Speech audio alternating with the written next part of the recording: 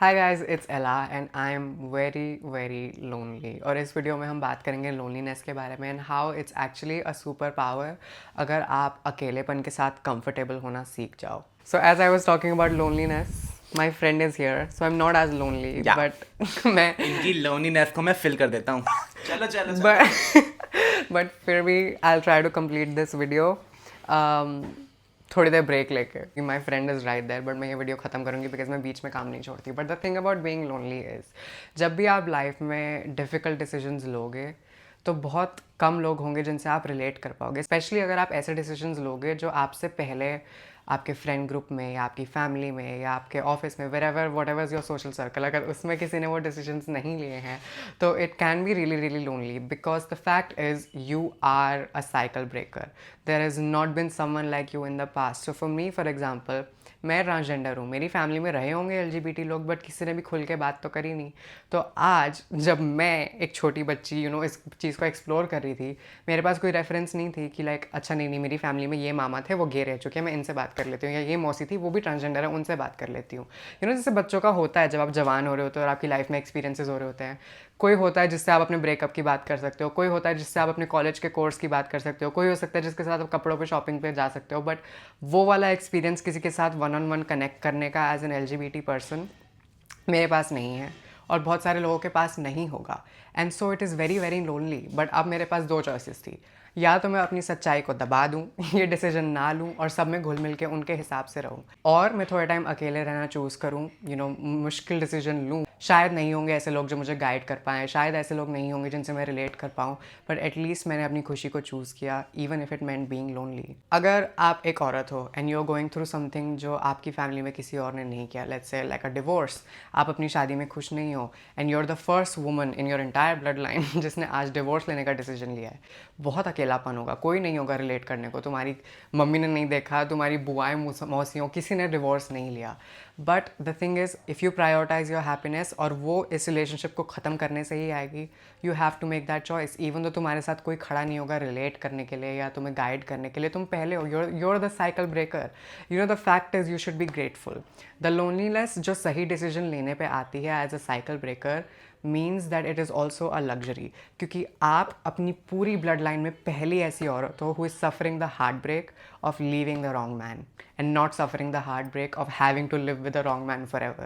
So it is a gift that you are able to choose this suffering and this loneliness today. Clap.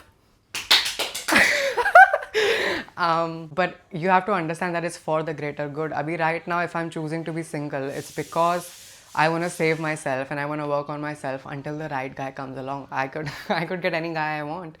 There's one right there. But I would rather stick it out and be stronger and work on myself and let the right guy have access to me than just loneliness से डर के कि यार अकेली कैसे रहूँ, इस event पे जाऊँगी तो मेरे साथ कोई प्लस वन नहीं होगा. उन चीज़ों की एंग्जाइटी में किसी गलत इंसान को चूज़ करना या किसी गलत इंसान के साथ टिके रहना, उससे अच्छा है थोड़े टाइम की लोनलीनेस को एक्सेप्ट करके डिफ़िकल्ट डिसीजंस ले लेना. And I think loneliness is the first step to success. I think the loneliness that comes from being a cycle breaker is one of the best things that you will ever experience, because जो time आप अपने साथ spend करते हो ना, जिस time में आप अपने आप को समझते हो, those are some of the most valuable lessons that you will learn in life. क्योंकि लाइफ में आपकी कितनी भी सिचुएशंस आ जाएं, फेस तो आप ही को करनी है, राइट? आप अपने पार्टनर को समझ सकते हो, आप अपनी स्किल्स पे काम कर सकते हो, आप अपनी रिलेशनशिप पे काम कर सकते हो, बट द फैक्ट इज़ उनसे डील करने वाले तो आप ही हो.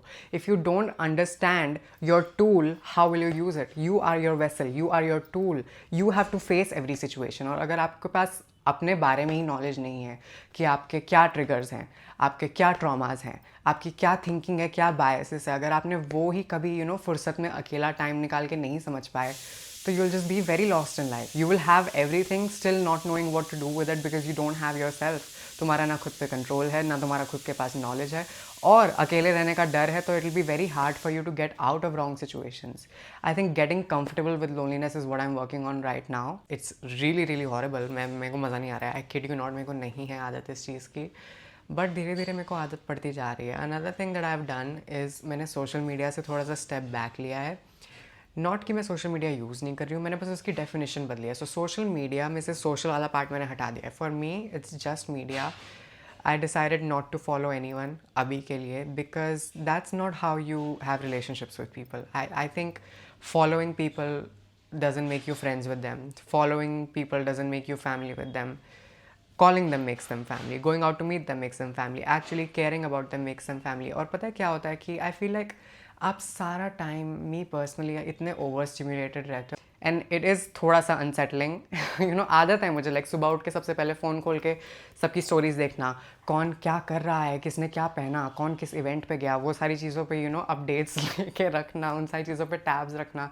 और अब जो मैं नहीं कर रही हूँ, शुरू शुरू में मेरे को बहुत घबराहट हुई, बट क्योंकि मैं किसी और को देख नहीं रही हूँ, ना मैं किसी और से खुद को कंपेयर कर रही हूँ इस टाइम पे, ना मैं किसी और के थॉट प्रोसेस को खुद को इन्फ्लुएंस करने दे रही हूँ. So I can give 100% to my content right now.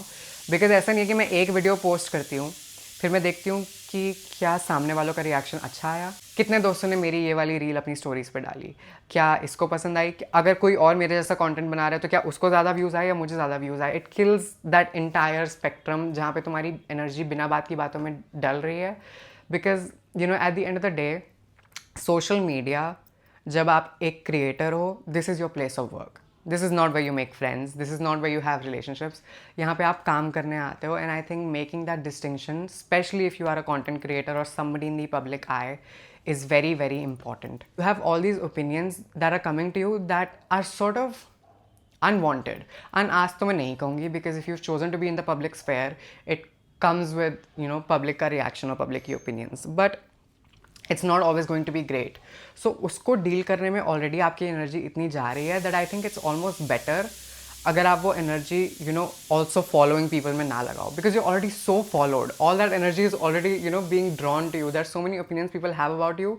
तो I think you can spare yourself from having opinions और जजमेंट्स अबाउट अदर्स. तो as we come to the end of this video, I just want you know say like I said before कि loneliness happiness का first step है, loneliness success का first step है.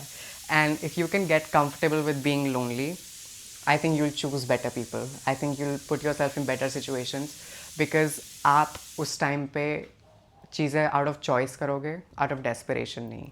So I hope you can allow yourself to be lonely and grow as a person. Bye.